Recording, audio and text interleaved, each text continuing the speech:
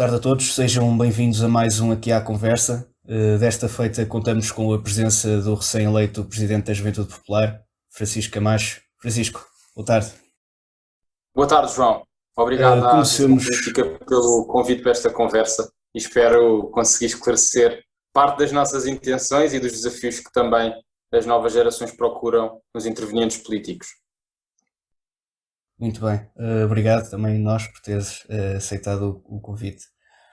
Comecemos aqui por analisar então um bocadinho da moção de estratégia global. Ela está organizada em 12 pontos. Quais foram as razões que a tua equipa teve em consideração quando escolheu estes 12 pontos? Ou seja, em que é que vocês acham que estes 12 pontos podem vir a importar e podem vir a mudar a vida dos jovens nos próximos anos? Claro, João, excelente questão. Esta moção de estratégia global que foi apresentada em Congresso e votada pela maioria, favoravelmente pela grande maioria dos congressistas, é verdade que tem 12 pontos, 12 capítulos, que nós acreditamos que estruturam uma resposta holística, uma resposta global aos anseios dos mais jovens, como aqueles que estão na nossa geração. E, portanto, de uma forma concreta, nós partimos de um diagnóstico que não é nenhuma novidade na narrativa política, mas que é real, que é perceber que as gerações que nasceram a partir dos anos 90,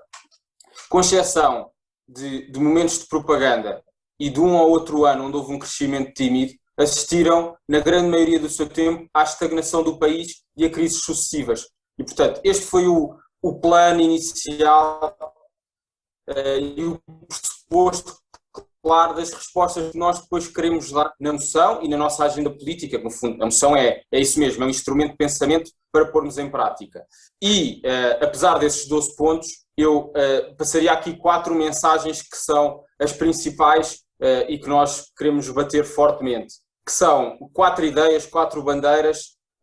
da juventude popular para estes próximos 2 anos. O primeiro é a dificuldade que existe em torno da demografia, os problemas associados à natalidade, que não só são um claro prejuízo para a sustentabilidade do país, mas são um reflexo das dificuldades que as novas gerações têm nos projetos de emancipação, no assumir das suas carreiras profissionais, e Portugal, neste momento, sabemos que, por exemplo, o salário médio, mesmo antes da pandemia, o salário médio até aos 30 anos, andava na ordem dos 750 euros, portanto, muito baixo no quadro europeu e muito baixo na realidade nacional, se tivermos por referência que o salário mínimo nacional se aproxima muito desses valores. E depois, com os desafios da habitação, que estão inseridos nestas dificuldades das novas gerações em se emanciparem e, portanto, a natalidade, os problemas demográficos são uma consequência das dificuldades que os mais jovens têm em poder seguir os seus projetos de vida, em liberdade e em crescimento. E as questões associadas à família também são um reflexo disso. Depois, um tema que está diretamente associado a esta componente da demografia, que é a questão da reforma da segurança social.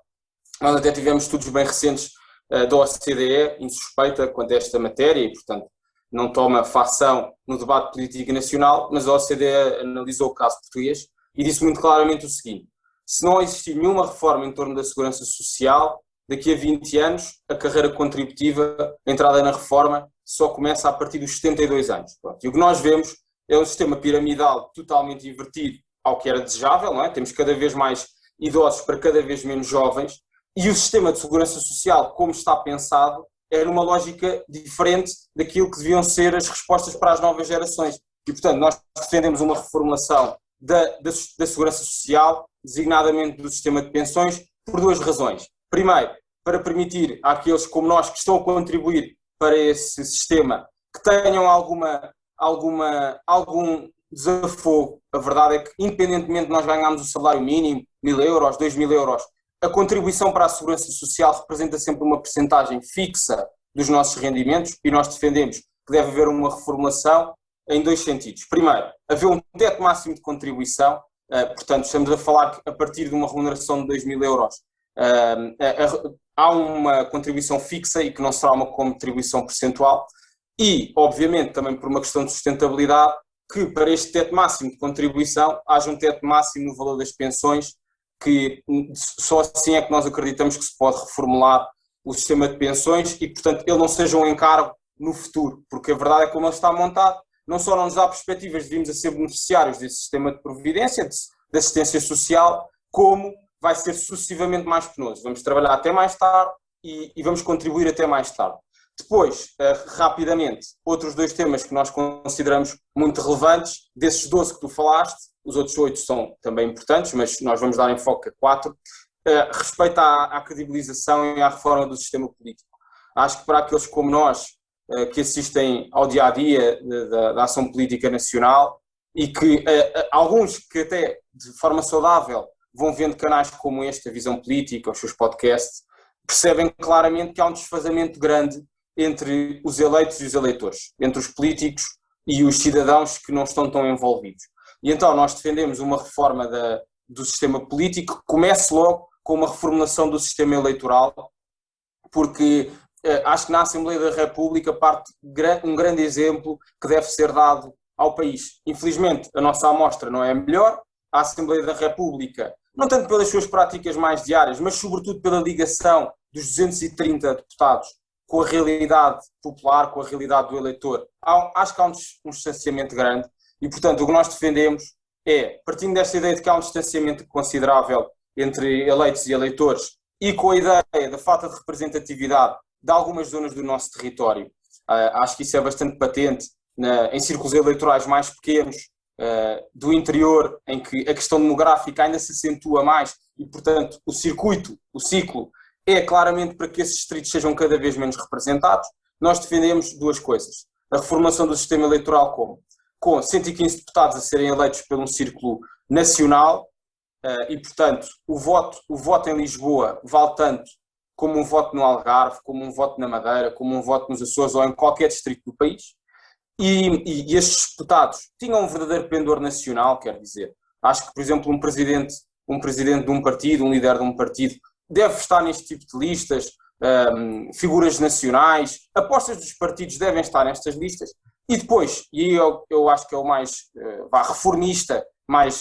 que gera uma ruptura maior face ao sistema que nós temos hoje, passarmos a ter 115 círculos de proximidade, 115 círculos pequenos ou menores dos que temos hoje com a realidade distrital, e em que haja a configuração dos círculos uninominais, portanto, um sistema misto, onde estes círculos uninominais permitiriam uma ligação à população maior. Essa ligação seria havia uma positiva discriminação para aqueles círculos do interior, e para os círculos e zonas, regiões do país que estão menos representadas no Parlamento, e acho que isto mudava muito a lógica como encarávamos a política, e depois uma componente mais associada à reforma do sistema de voto, de maior flexibilidade. Acho que temos muitos passos para modernizar a nossa democracia. Última ideia, a questão do mar. Nós na nossa campanha focámos muito isso, a questão da ideia de Portugal na sua ligação ao mar, não só numa perspectiva de sustentabilidade, que é uma agenda indiscutível da preservação dos nossos oceanos, que nós devemos agarrar, mas também numa ideia de Portugal de futuro que a ideia de nação marítima responde. Ou seja, nós quando vemos agora, e terminando, quando vemos agora a questão de respostas pós-Covid, que futuro é que o país vai ter, eu acho que o debate está muito centrado nas soluções da bazuca europeia, da vitamina europeia, dos fundos europeus. E então o que nós acreditamos é que temos de fazer claramente uso da nossa maior individualidade, que é a nossa posição geográfica, de um Portugal ligado à Europa, claro que sim, mas que deixe de estar de costas voltadas para o Atlântico, para a lusofonia e também para outros postos de decisão onde podemos ter ligações estreitas com outras nações marítimas. Portugal, infelizmente, neste momento não é uma nação marítima, mas, por exemplo, temos o caso de Estados europeus que têm seguido bem estes presságios, a Dinamarca, a Irlanda, a própria Noruega. Eu acho que há aqui ainda... E têm aproveitado muito com isso. Exatamente, e portanto há aqui um capital que eu acho que nós podemos tirar partido na economia, na questão cultural, na questão da mobilidade, que é fundamental para as novas gerações, e nós vamos ter aí a cimeira da CPLP dia 17 de julho, e já vão estar em debates projetos de mobilidade, em que há flexibilidade, e deixa-se esta lógica. Eu acho que a União Europeia trouxe-nos uma coisa fantástica, não é? Que é esta questão da livre circulação, de bens, de capitais e sobretudo de pessoas, e eu acho que na CPLP também temos de dar passos sólidos para isso mesmo. Muito bem, e foram aqui abordados alguns temas bastante interessantes, mas aqui o verdadeiro desafio é como é que nos próximos 2 anos a Juventude Popular conta colocar esses desafios em prática e conta executar aquilo a que neste caso te estás a comprometer. João, desculpa, eu perdi-te aqui um bocadinho, não sei se foi da minha ligação, só vi a parte final dos compromissos, desculpa, se puderes reformular. Como é que nos próximos 2 anos a Juventude Popular se compromete a cumprir todos estes desafios e a trazê-los para o debate político? Claro, olha, nós vamos apostar em duas vias para tomar estes temas na agenda, ou seja, eu tenho perfeitamente presente que a ação política não se faz só de documentos e de visões bem estruturadas, com consequência e com narrativa. Porque para isso seria um documento meramente académico, um trabalho de universidade, muito bem escrito, se fosse nas ciências sociais ou em ciências mais exatas, mas uma moção não deve ter consequência na atividade prática. E, portanto, a nossa moção está apresentada, mas a nossa intenção clara é de pô-la em marcha, pô-la em prática as ideias que já falámos aqui e outras que podem consultar, mas vamos fazer isso de duas formas. A primeira, numa forma mais corrente, mas que é uma oportunidade óbvia, porque, quer dizer, quem está numa juventude partidária, a maior diferença de estar numa juventude partidária para uma outra associação juvenil, outra coletividade, outro espaço de intervenção cultural, prende-se precisamente com a ligação que uma juventude tem ao poder político. E, portanto, nós vamos aproveitar já a nova etapa que se prende com as autárquicas para colocar na agenda dos municípios temas que são fundamentais. Desde a questão da habitação, muito crítica, verdadeiramente crítica, nas grandes cidades, nas áreas metropolitanas de Lisboa, do Porto, que tem afetado muito para aqueles que são estudantes e também para aqueles que começam a trabalhar e querem naturalmente sair de casa dos seus pais ou comprar uma casa, arrendar um apartamento.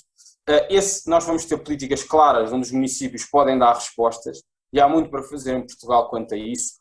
Veja-se, por exemplo, eu acho que o modelo que nós vamos ter em referência é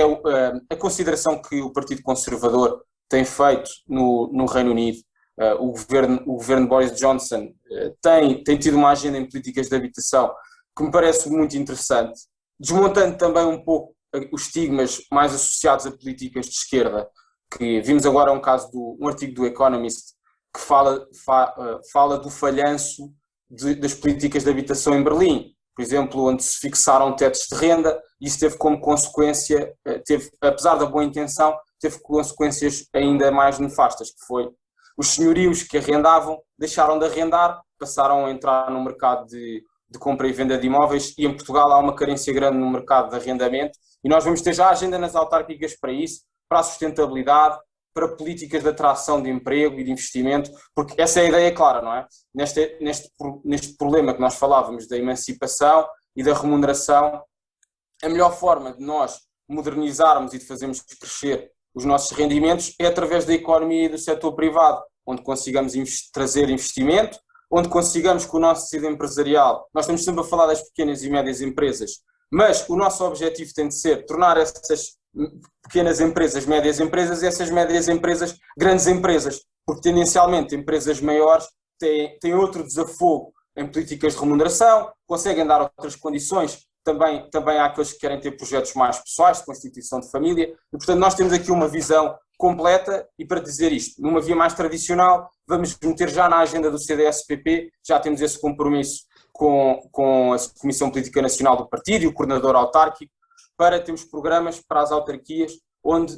a juventude vai estar mobilizada, não só a abanar bandeiras, mas a fixar bandeiras do ponto de vista do programa político. E depois, e essa é a segunda via, temos uma forma que está a ser construída e já está em prática, de comunicar os temas com irreverência. Ou seja, falávamos há bocadinho do sistema político e da reforma do sistema político. Este é um tema que já houve alguns protagonistas que tentaram pegar nele, que tentaram agitar, uns de forma mais populista, outros menos, mas o tema não ficou na agenda e não se fez nada desde o final dos anos 90, quando tivemos em 97 a revisão constitucional, que permitia uma abertura para este modelo que falámos aqui, para o modelo misto, mas isso depois desapareceu e então nós temos um compromisso claro de tornar estes temas interessantes e descomplicados, porque isso é uma das dificuldades e contra mim falo, acho que há um caminho grande dentro das juventudes também para simplificar a linguagem, não é tomar aqueles que nos ouvem por idiotas ou menos capazes, eles sabem perfeitamente do que é que nós estamos a falar. Temos é de falar de um modo interessante, de um modo menos técnico, de um modo mais popular. E, portanto, nós teremos aqui uma via de comunicação agressiva no bom sentido, onde vamos colocar estes temas na agenda. Olha, ainda agora começámos já com a questão da demografia, já tivemos intervenção nas nossas redes sociais, com artigos de opinião, e vai ser em crescente. Portanto, nós vamos ter sempre uma estratégia de planeamento de comunicação, onde vai haver uma segmentação da nossa agenda. Portanto, nós não contem connosco, por exemplo, para na mesma semana estar a falar de sistema político e demografia. Portanto, nós vamos tendo um encarreiramento das nossas prioridades, também em função da agenda política, não é? Nós não controlamos o curso do debate nacional e há oportunidades que surgem para meter esses temas em vista, mas, portanto, podem contar connosco de uma forma irreverente, exercendo pressão também dentro do partido, que é um partido jovem, como sabes, mas que também precisa da força da juventude para pôr, de alguma forma, o debate nos termos que a nossa geração precisa. E, portanto, criando incentivos, acho que esse é um dos problemas dos partidos e uma juventude como a nossa, uma juventude popular que está menos ligada ao poder, tem essa vantagem que é, nós temos a obrigação de puxar a brasa à nossa sardinha, de puxar a brasa aos temas das novas gerações, nós não temos a pressão imediata de nos sujeitarmos a eleições, isso acho que é uma das vantagens de estar numa estrutura como esta, claro que temos de ser responsáveis, mas temos de levar a juventude para o debate das políticas nacionais e, portanto, puxando aqueles que são os temas maiores, como a justiça intergeracional. Muito bem. Como é que a JP conta aumentar o seu número de militantes nos próximos 2 anos e quem é que pretendem trazer para o vosso projeto? Ótima questão. É indiscutível. Nós nos últimos anos a nossa militância oscilou um pouco a nível quantitativo, digamos assim. Também este ano de pandemia,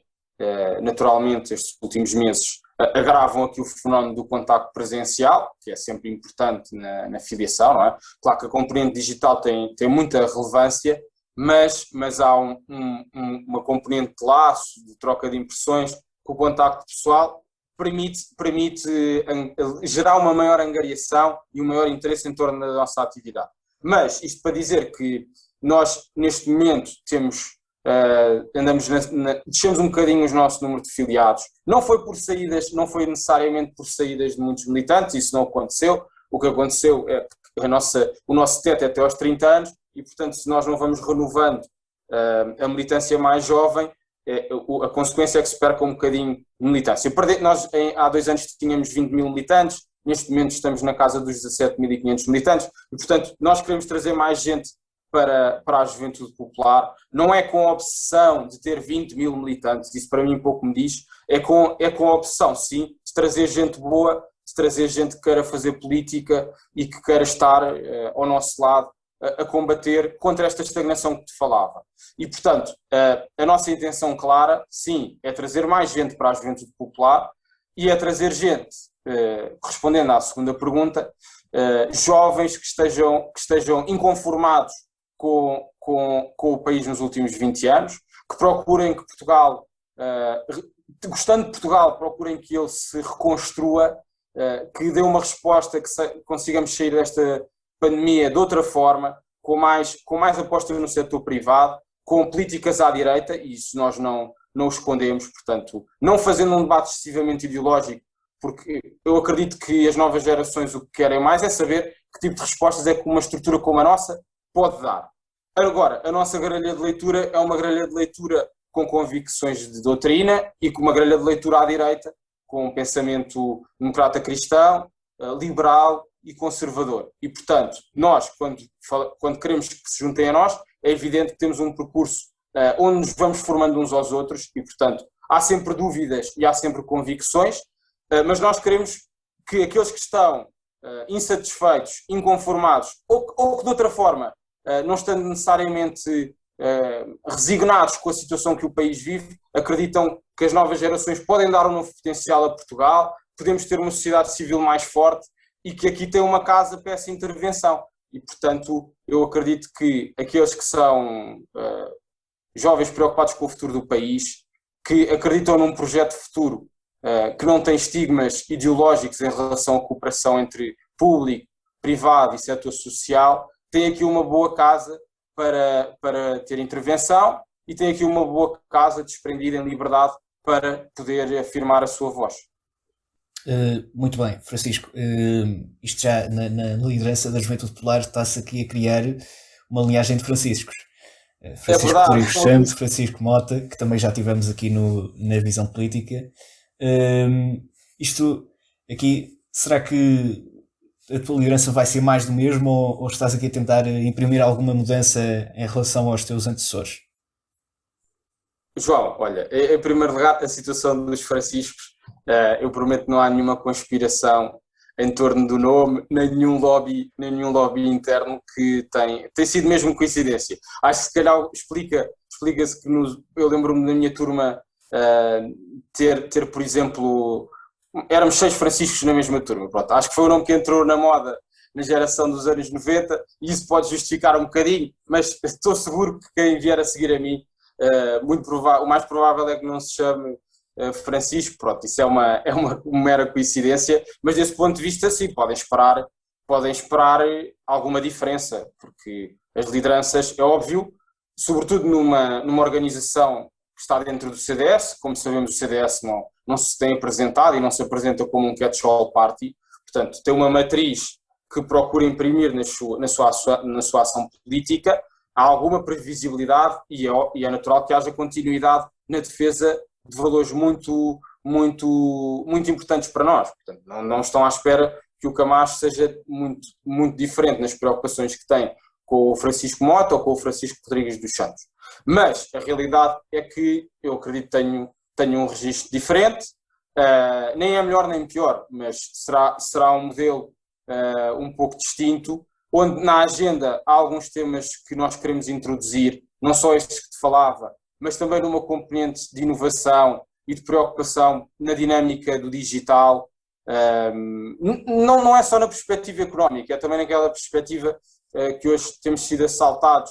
com ameaças em torno da nossa privacidade, da nossa proteção. Nós também queremos dar aí resposta, queremos afirmar, portanto, uma agenda que terá um cunho desta equipa que agora foi recém-eleita, com inovação, com desprendimento, também ligada às nossas tradições. Isso é uma marca de continuidade que nós queremos afirmar, mas, portanto, no meu registro de afirmação, olha, acho que podem contar comigo como uma pessoa comprometida para o debate, que não foge, que é o meu registro de moderação na forma como debate e como quero fazer valer as nossas ideias, mas também um registro intransigente no que são as convicções mais profundas da nossa instituição, da Juventude Popular e das minhas convicções que tenho imprimido com a minha equipa junto da JP. Portanto, não te consigo fazer, acho que aí em casa e quem nos ouve facilmente poderá verificar algumas diferenças. Eu não serei o melhor juiz em causa própria para isso, mas claro, há diferenças entre lideranças e esse percurso de afirmação terá resultados distintos, naturalmente. Aqui para um último tema, na moção de estratégia global, voltando aqui um bocadinho atrás, no último ponto encontra-se algo que eu considero muito importante referir, que é as autárquicas. Já tivemos aqui um bocado a falar das autárquicas há pouco, mas o CDS assinou ontem um acordo com o PSD, ontem ou anteontem, não tenho bem aqui presente, pronto, nesta semana. Como é que da última vez que o CDS teve um resultado tão mau nas legislativas, tinha 27 câmaras municipais, desta vez tem apenas 6. Como é que a JP acha que pode ajudar o CDS aqui a recuperar algumas câmaras e que acordos é que achas que o CDS deve fazer para recuperar e ganhar algumas câmaras? Muito bem. boa análise e boa pesquisa histórica, isso é uma diferença grande, não é? Nós nos anos 90, quando tivemos 4 ou 5 deputados, apesar disso, no final dos anos 80 e início dos anos 90, apesar disso, tínhamos uma expressão autárquica ainda bastante considerável. Tínhamos mais de 20 câmaras e de 20 municípios que eram exclusivamente de CDS, como presidentes de CDS, nem era em formato de coligação, e depois houve um decréscimo com o passar dos anos, chegámos a ter só até uma câmara, o nosso bastião, a Câmara de Ponte Lima, no distrito de Viana do Castelo. Neste momento temos 6 câmaras, acredito que há uma perspectiva positiva, até para crescermos neste ano autárquico. Podem existir algumas surpresas positivas em que acredito que estas 6 câmaras vão se manter porque a gestão desses municípios tem sido bem feita, diferenciada, tem acrescentado valor aos mais jovens, por exemplo, aos municípios com boas políticas de habitação, com boas políticas fiscais no que as câmaras conseguem interferir. E, portanto, acho que aí teremos uma boa base de partida. Portanto, obviamente, eu desejaria que tivéssemos 27 câmaras, não temos isso, mas isso temos de ser realistas. Nos últimos 25 anos, o CDS perdeu muitos municípios. Também há muitas frentes em que já estamos coligados com o PSD, com o Partido Social Democrata, e, portanto, este acordo que surgiu ontem,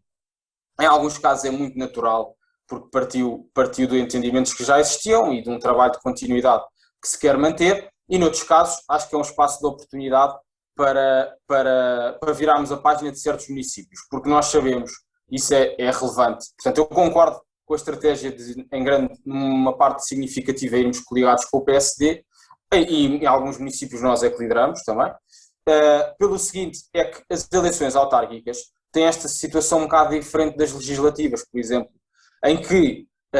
é presidente de Câmara aquele que estiver o número 1 da lista mais votada. E, portanto, não há possibilidades de acordos posteriores como houve nos Açores, não há possibilidade de geringonças como vimos na Assembleia da República e, portanto, há aqui um esforço e uma noção clara de que há muitos municípios que já estão há muitos anos com o Partido Socialista no poder e que essa presença tão brutal do PS durante a última década criou prejuízo e, portanto, há aqui uma convergência que eu acho que é saudável. Da parte da JP, o que vão poder contar seguramente, para além da componente que falávamos há pouco das ideias e da intervenção num programa eleitoral que seja atrativo para os mais jovens, podem também contar connosco a dar a cara. Ou seja, não estou aqui a cometer nenhuma inconfidência, ainda ontem no seguimento dessa assinatura foi anunciado que o candidato do CDS e do PSD em Montemoro Novo será o António Pinto Xavier, ele faz parte da Comissão Política Nacional, será candidato a Presidente de Câmara, uma figura com 28 anos, com muitas cartas dadas já no seu município e, portanto, ele é um bom exemplo daquilo que eu acredito, que é a política das novas gerações também se tem de fazer dando oportunidade àqueles como nós que estão disponíveis, preparados e que sentem que devem dar essa intervenção junto da sua freguesia, da sua comunidade, do seu município. E, portanto, podem contar com uma JP que vai estar nas ruas, respeitando, obviamente, esperemos que na altura seja mais fácil estar nas ruas em campanha do que é agora, mas respeitando isso, mas de forma mobilizada para podermos dar um bom resultado ao CDS, porque na grande maioria dos casos um bom resultado para o CDS também vai significar que nós, JP, estamos diretamente envolvidos, que estamos a construir políticas para os mais jovens e que estamos a conseguir responder ao futuro. E, portanto, é com isso que podem contar, nós já estamos a trabalhar precisamente nisso e depois com uma meta mais ambiciosa da nossa parte, que é, para além da quantidade, na qualidade, como te disse, nós queremos apresentar um programa autárquico a nível nacional, que seja modelo para se replicar nos vários municípios do país, claro, com uma margem e com um conjunto de princípios amplos, porque é natural que a realidade de um concelho mais rural ou a realidade de um concelho mais urbano não seja a mesma e as respostas também têm de ser diferentes, mas, portanto, também podem contar com isso. Nós vamos apresentar um ADN de perfil JP, do autarca JP, mas também um programa autárquico que será a inspiração não só para 2021, mas para todo o mandato que se segue. Muito bem. Bom, da minha parte é tudo. Obrigado, Francisco. Obrigado a todos aqueles que nos acompanham e até uma próxima. Obrigado a todos lá em casa também e, portanto, quem se quiser interessar é fácil conhecer o nosso trabalho, o nosso percurso e parabéns à Visão Política por dar também este espaço de oportunidade aos mais jovens de exporem as suas ideias e convicções. Obrigado a todos.